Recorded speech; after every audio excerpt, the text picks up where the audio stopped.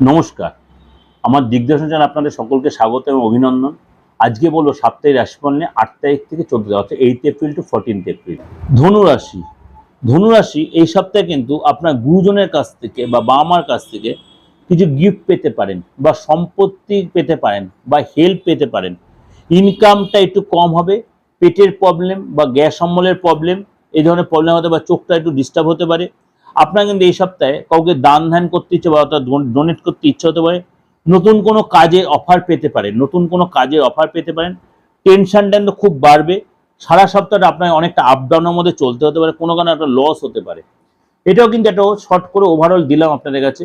যদি ডিটেলে জানতে হয় অবশ্যই আমার দিদির চ্যানেলে গিয়ে সার্চ করুন, সেখানে উপাচার সময় পুরো সারা সপ্তাহটা আপনি দেখতে পাবেন। এবং বার্ষিক রাশিফল, মাসিক রাশিফল, সাপ্তাহিক দুনিয়ার সবই দিচ্ছি, সেগুলো আমার সার্চ করে পেয়ে যাবেন। উপাচার সময় পাবেন। ভালো লাগলে লাইক করেন, সাবস্ক্রাইব।